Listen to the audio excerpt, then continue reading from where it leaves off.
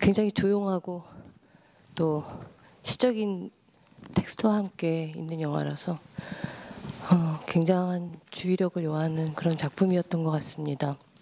일단 저희 울리 지먼스 큐레이터님을 소개해드리겠습니다.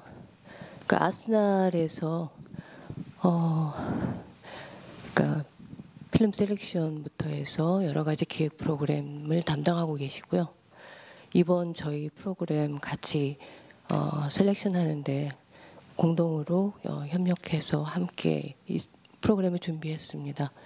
일단 안더스 몰루시엔 영화는 이제 16mm로 오늘 보셨는데요. 아마도 이제 텍스트와 또 이미지와의 관계에 대해서 또 소리와 또 언어적 의미에 관한 이런 그 관계성에 대한 많은 얘기들이 있을 수 있을 것 같아요. 근데 이제 한 가지 여러분들이 조금 이제 주의하셔야 될 점은 감독님이 아니라는 거예요. 그래서 가끔씩 이제 큐레이터 분이신데 어떻게 만들었냐고 물어보시면 대답을 해주실 수는 없다라는 거 좀 유념해 주셨으면 좋겠고요. 일단 안더스 몰루시엔 만드신 니콜라스 레이 감독에 대해서 잘 모르실 것 같아서 일단 감독님에 대한 소개를 큐레이터 우리 울리 지먼스가 아는 선에서 아는 만큼 얘기를 먼저 들어보도록 하겠습니다. Yeah, Nicolas Ray is a French filmmaker who is very interesting in regards to the way that he produces his films. He produces his films exclusively on analog film material using 16mm film, and he produces them completely independently. So that means from shooting to developing to then making the exhibition print, he does everything himself. So it's a kind of artisanal mode of filmmaking. Nicolas is a founding member of an independent film lab in France called L'Abominable, where filmmakers can come and learn how to develop analog film and work with analog film without having to rely on the big labs, something that has become, in a way, kind of the sole possibility of working in that mode. And L'Abominable is still at the forefront of a movement of these types of self-made, handmade film labs. There's one in Seoul also called Space Cell. One of the members is also here. Yeah, something that these places become more and more important in a time where the knowledge about analog filmmaking is on the verge of disappearing because the labs closed down, and obviously everybody is switching to digital projection and production. 이 작품에 나오는 이제 텍스트에 대해서 되게 궁금해하실 것 같은데 저도 잘은 몰라요. 그런데 이제 권터 안더스 독일의 철학자이신데 권터 안더스의 책인데요. 이게 출판은 1931년에 됐다고 들은 것 같기도 하고 정확한 거는 올리한테 물어봐야 되겠습니다. 어쨌든 이 텍스트에 나오는 그 죄수들의 이야기라고 저도 이제 알고는 있는데요. 텍스트와 이미지가 이렇게 나와서 굉장히 감독님이 그 책을 열심히 읽고 뭐 연구해서 이렇게 만드셨을까 생각을 했는데 전혀 내용을 보고도 모르시고 이 책을 읽지 않은 상태에서 이 영화를 찍었다고 들었어요. 그래서 그 점이 굉장히 흥미로운 지점인 것 같습니다. 그것과 관련한 어떤 그 아시고 계시는 그런 이야기 부분이 있으면은 좀 관객 여러분들한테 들려주셨으면 좋겠습니다. Nicolas does not speak or read German, and this novel has never been translated into French nor English. There's only one Italian translation, I think. The novel is by Günther Anders, who was an Austrian Jewish philosopher who lived in Berlin in the 1930s, but then emigrated to Paris and later to the US, and who was predominantly known and this is how Nicola knew him as well, as a critic of nuclear power and the sort of like an anti-nuclear activist, specifically with his book The Obsolescence of Man. So Nicola Ray knew these writings, and in his philosophical, political works, Günther Anders alludes to stories and myths from this fictional country, Molossia.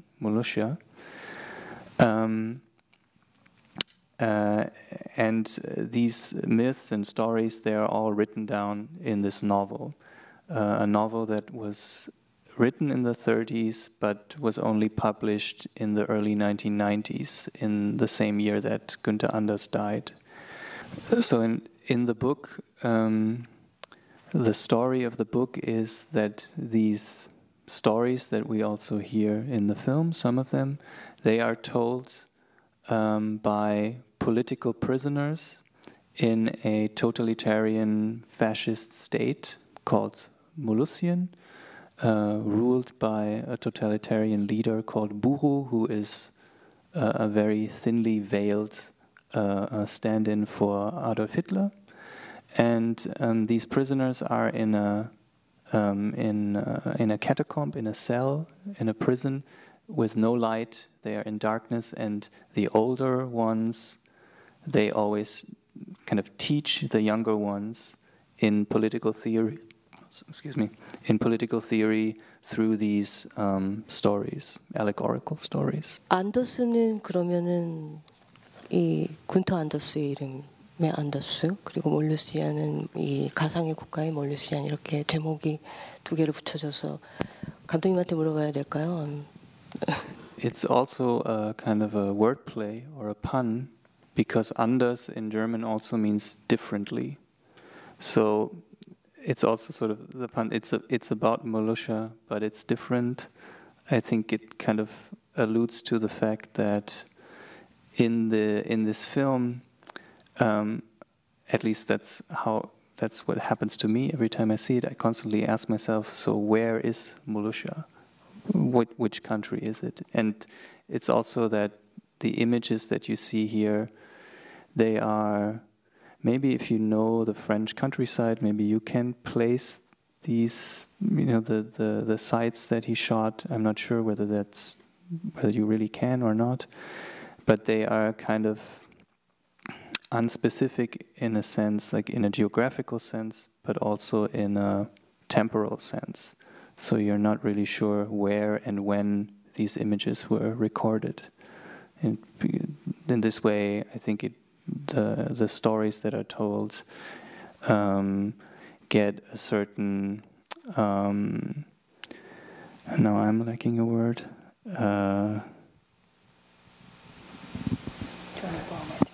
No, I think I have to ask my colleague Nana to help me with an English word. Allgemeingültig. Allgemeingültig. Yeah, more like a sort of like a general meaning, general validity. Yeah, that it applies to everything and everywhere, in a sense. 일단 제가 느끼기에 이제 굉장히 흥미로운 부분들 몇 가지 것들이 이 균터 안더스의 텍스트에 이렇게 보면은 유물론과 관련된 그런 이야기들이 좀 있어요. 그런데 이제 과연 간혹 이제 저희 그 브로셔에도 이렇게 나오는 부분인데 필름 코멘트 중에 이제 그 다른 누군가가 쓴 글이죠. 굉장히 변증법적인 그런 영화다라는 식으로 표현을 했는데 과연 이 영화가 그런지 저희 울리 씨는 어떻게 생각하는지 한번 얘기를 들어보고 싶습니다. Well, maybe I'm not the right person to explain Marxist dialectics, but maybe just to say that the sort of the dialectic structure, in the sense where things are like dialectic twists, for example, that are in the text, that are sometimes in the titles or also then in the stories. For example, in the story where people are told to kill somebody, and then only after they killed these people, they learn to hate them, or they love the person who they have already voted for. These kinds of things, I think they are also then taken up by Nicolas Rey in the way he sort of juxtaposes some of the titles and the text with the images. For example, in the episode Back to Nature, the first thing we see is trees that are sort of encased by concrete, for example. Another aspect of that comes up over and over in the text by Anders that is very much embedded in the structure of the film is this term of relations. That everything is connected to everything. It was very nice that in this version of the film it started with the episode on relations, because I think it's very central to the film. What we have not explained so far, I think, is that the version of the film you have seen today is one of three, I wrote down the number of 362,800 different variations that this film can be shown in. Because it's on 9 separate reels, so each of the episodes you saw is on one single reel of 16mm film, and the order of in which those reels are shown is determined by chance before each screening. So the projectionist drew cards from a box, and those determined the order in which you have now seen the reels, and in other screenings the order is very likely completely different. 저희가 자막을 그 영사를 해야 되기 때문에 저희도 이렇게 매번 상영 때마다 재구성을 해보고 싶은 그런 욕심이 당연히 있었는데 불행하게도 그렇게 할 수가 없을 것 같습니다. 왜냐하면 자막 파일을 써야 되면 싱크를 맞춰야 되니까 계속 이거를 자막 순서를 또 바꿔야 되거든요.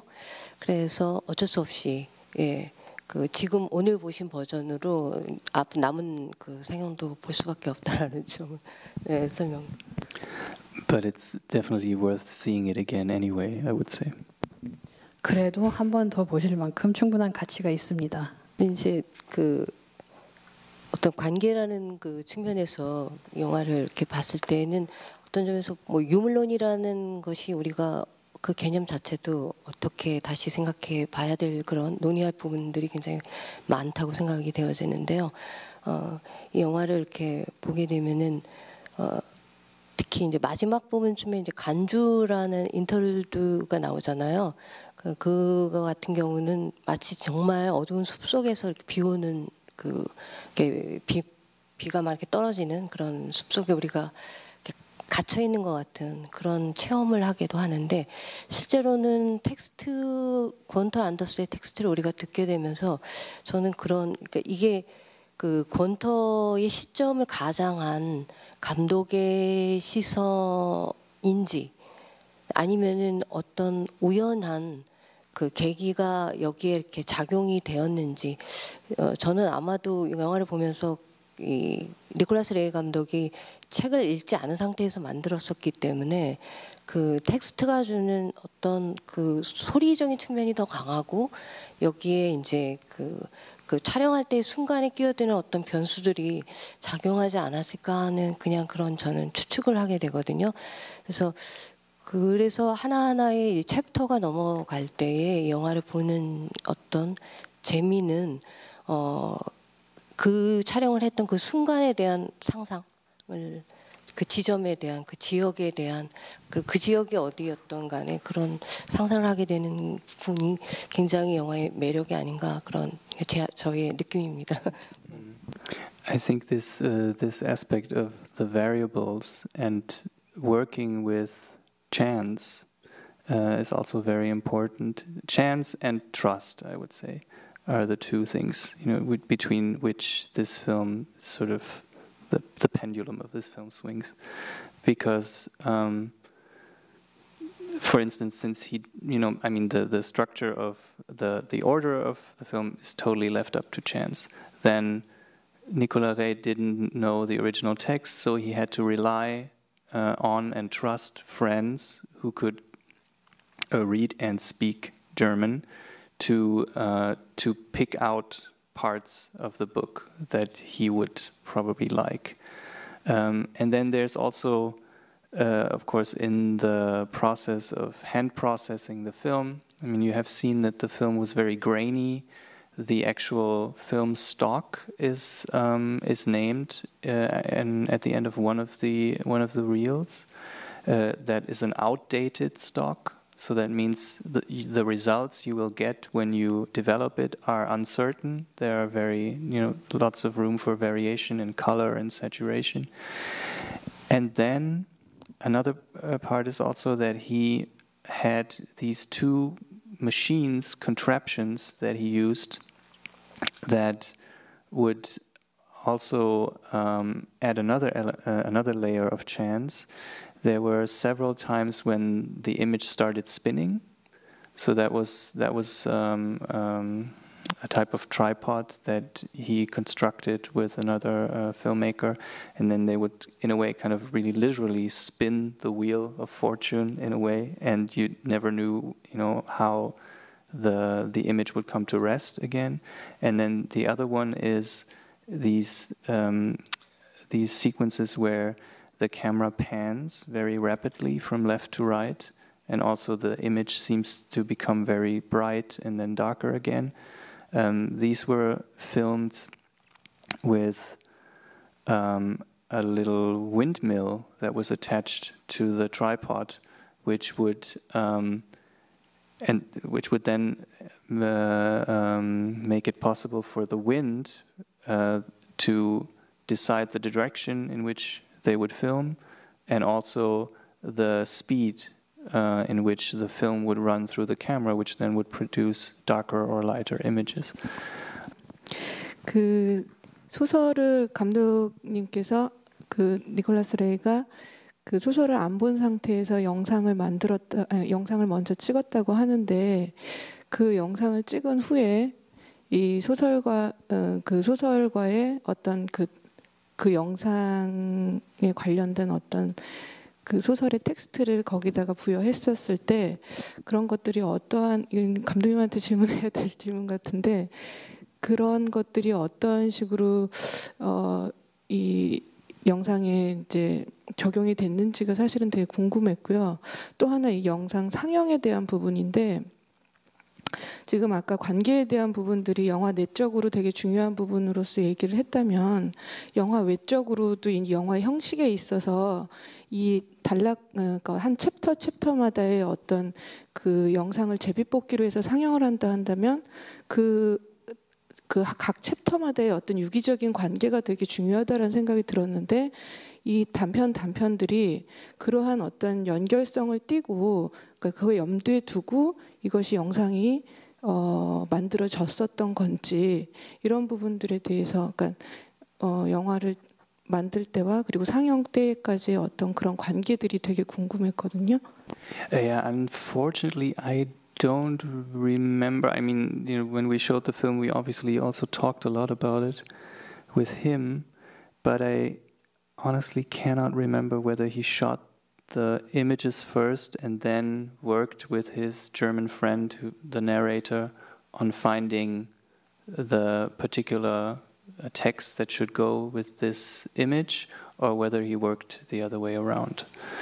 So, I mean, sometimes it feels very much like the image is actually commenting the text. For example, in the scene where we see a landscape, and then on the text level we hear explanations about how this totalitarian leader is sort of coercing his subjects into agreement by using this very strong word and then at the same time we see how a shadow falls over the land, and it gets very dark and murky, and we can't see anymore.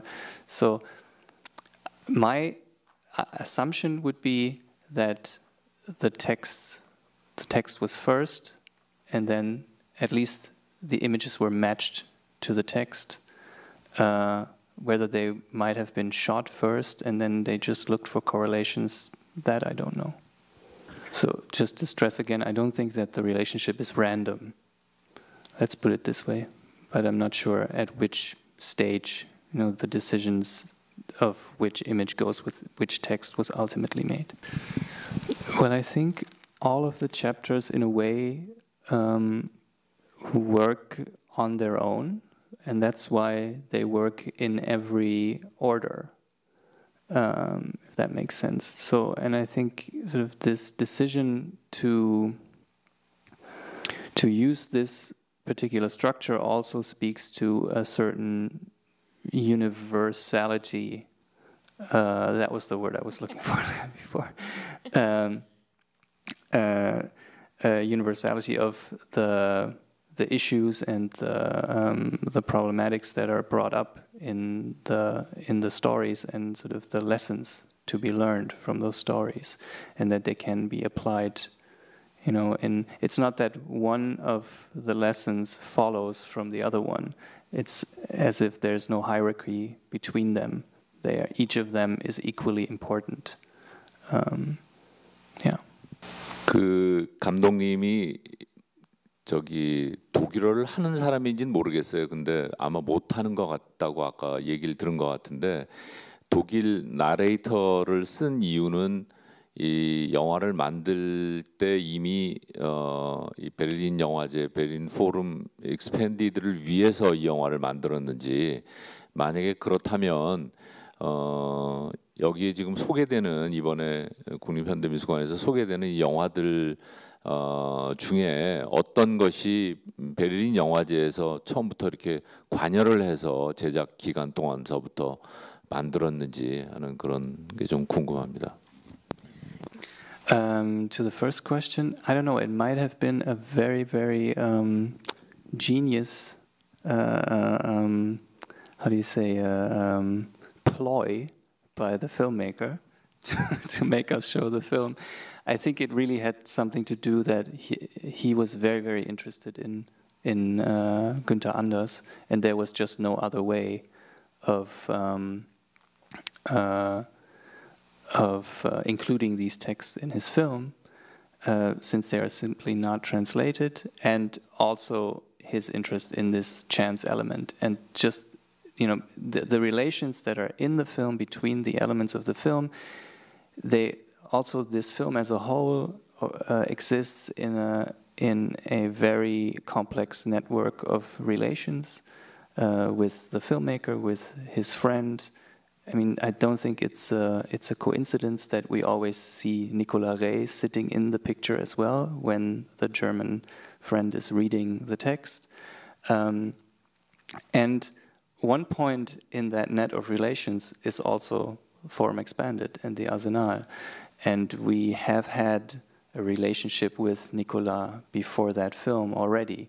So whether consciously or subconsciously, I mean, he must have been aware that when shown in Berlin, this film might work very well, yes. And then just to add, I mean, this network of relations, of course, also extends now to you, because otherwise, I mean, this film, there's, just to get back to one other story that's in the film, I mean, it would be, of course, a shame if that film would have ended up being like a postcard that is sent from nobody to nobody. So, of course, this net of relationships grows with every screening as well. And to the second question, there's no film in this. There is one? The Which short one? history of photography, isn't that from the Walter Benjamin okay. project? But to add, I wanted to add quickly, there were 2 films of Nicolas Rey shown at the Berlin Film Festival before in the forum section, but I don't think producing a German film helps because you still have to produce English subtitles for a screening at the International Film Festival. But sorry, Uli is right. It's not commissioned by Forum Expanded. We do not have the means to commission works, but because Forum Expanded, as Annie has pointed out, is the structure within that organizes, that's the Forum Expanded, and the Forum section of the Berlin International Film Festival is called the Arsenal Institute for Film and Video Art, which is a larger cinema institution that works on a variety of different projects, has a running cinema, does a cinema program, and does distribution, and also does various projects in which sometimes works can be commissioned. And one of them is Florian Zeifang's short history of photography, which was commissioned within a program that had to do with Walter Benjamin. 예, 예, 시간이 어느덧 꽤 지나간 것 같은데요. 제가 계속 저 홍보를 하는데 토요일 날 5시에 포럼이 있어요. 그러니까 그때 또 참석해 주시면 굉장히 좋은 또 생각할 수 있는 그런 많은 이야기들을 들을 수 있지 않을까 싶고요. 아까 이 니콜라스 레이 감독님이 라보미나블, 저희 불어죠. 그러니까 가증스러운 이런 뜻인데, 이 라보미나블이라는 어떤 그룹을 통해서 이렇게 작업 활동을 하신다고 했는데, 독일 안에도 이런 소규모의 이런 뭐랄까 수공업 같은 그런 느낌의 작업들을 하는 그런 그룹들이 많이 존재하는지 그런 게 궁금합니다. 마지막으로 제 질문입니다. Yes, there's a lab in Berlin. Actually, there's also one in Bremen, I think. The lab in Berlin has been very active in the last years. It's called Labor Berlin. They actually also did a workshop, I think 3 or 4 years ago here. That was 2 years ago. That was also co-hosted by Goethe Institute and in collaboration with Space Cell. Here in Seoul. So there are these initiatives. They, a lot of the time, face lots of difficulties financially. There's no funding for them. And they, of course, have, even though they get the equipment mostly for free because it's, nobody uses it anymore, but they need spaces where they can store these. That's a problem for the Berlin lab right now because they're getting evicted from their space. It has been a problem before for L'Abominable as well. This is a problem that a lot of these labs face. But they're, as I said before, they're very, very crucial in keeping a certain type of knowledge alive. Also, I think, no coincidence that Nicolas Rey makes a film based on a book about people who sit in a basement and teach each other forgotten knowledge. So. 오늘 안더스 몰리스의 좋은 영화 보고 또 함께 생각할 수 있는 많은 이야기를 나눌 수 있어서 굉장히 좋은 뜻깊은 시간이었던 것 같고요. 아까 말씀드린 것처럼 토요일 포럼 때 또 와주시길 바라고 이어서 계속 내일도 상영이 있습니다. 그러니까 네, 와주셔서 좋은 영화 많이 봐주시길 바랍니다. 그리고 감사드리고요. 올리지먼스. Thank you. 감사합니다.